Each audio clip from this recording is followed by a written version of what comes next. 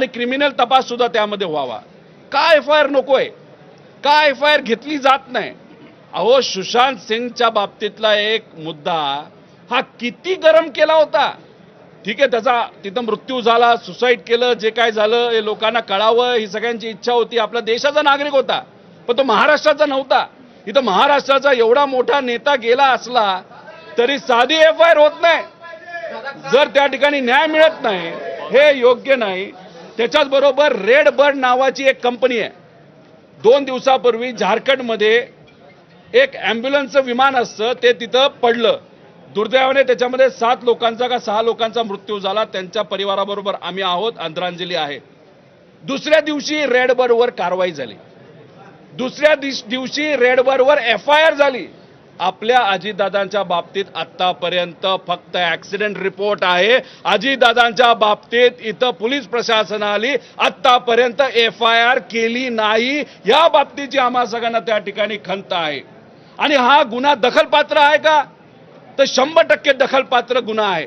मग दखलपात्र गुन्ह्यामध्ये FIR करावाच लागतो। मग कुठेतरी शासन हे सांगतंय का की अजितदादांची दखल घेतली नाही पाहिजे, असे एक ते व्यक्तिमत्व होतं, असं सांगायचं का तुम्हाला? अहो, साधा आमचा प्रश्न आहे की तुम्ही FIR करा, CID कडनं तुम्ही तिथं तपास करा, नाहीतर CBI कडनं त्या ठिकाणी तुम्ही तपास करा। आमचं त्याच्यामध्ये काहीच नाही। आणि हे जो झालाय ना, हा आहे आमचा कॉज ऑफ ॲक्शन। म्हणजे कॉज ऑफ ॲक्शन 24 तारखेला आलाय, म्हणजे DGCA जो रिपोर्ट दिला त्याच्यामध्ये त्यांनी जे सांगितलेलं आहे की VSR कंपनी जबाबदार आहे म्हणून विमान आम्ही हे करतो। ह्या कॉज ऑफ ॲक्शनवर आज FIR व्हावा अशी आमची इच्छा होती, पण दुर्दैवाने ती इच्छा त्या ठिकाणी आज पूर्ण होत नाही। दादांना का न्याय मिळत नाही, दादांबद्दलचा FIR का होत नाही, असा प्रश्न आम्हा सगळ्यांना त्या ठिकाणी वाटतो। आणि आमचं हेही म्हणणं आहे, इथं असलेल्या प्रत्येक व्यक्तीचं, कदाचित तुमचं सुद्धा म्हणणं आहे, आम्ही जो FIR दाखल करत आहोत तो जो चुकीचा असेल तर आमच्यावर कारवाई करा। आम्ही लिखित द्यायला तयार आहोत की आम्ही या FIR मध्ये ज्या गोष्टी लिहिल्यात, सांगितल्यात, त्या जर चुकत असतील तर उद्या आम्ही जेलमध्ये जायला तयार आहोत, आमच्यावर तुम्ही कारवाई करा। पण नाही, यांना ते ऐकायचं नाही।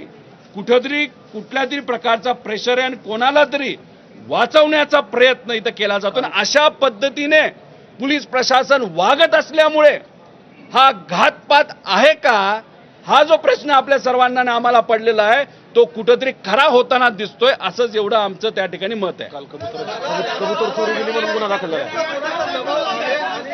एक घ्या ना।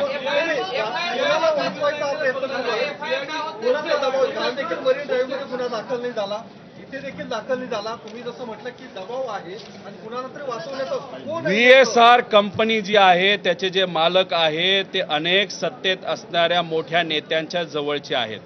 रोहित सिंग हा जो डायरेक्टर आहे त्याच्या लग्नासाठी महाराष्ट्रातून फार मोठा नेता लग्नाला गेला होता। आंध्र प्रदेशचे मुख्यमंत्री सुद्धा त्याच्या लग्नाला तिथं गेले होते। आंध्र प्रदेशच्या मुख्यमंत्र्यांची एक कुठली ती व्यक्तिगत फायनान्सची कंपनी NBFC, त्या कंपनीने VSRला तिथं निधी दिला। मध्य प्रदेशची एक वेगळी कंपनी आहे, त्यांनी सुद्धा VSRला मदत केली आहे। महाराष्ट्रातले अनेक लोक संलग्न आहेत।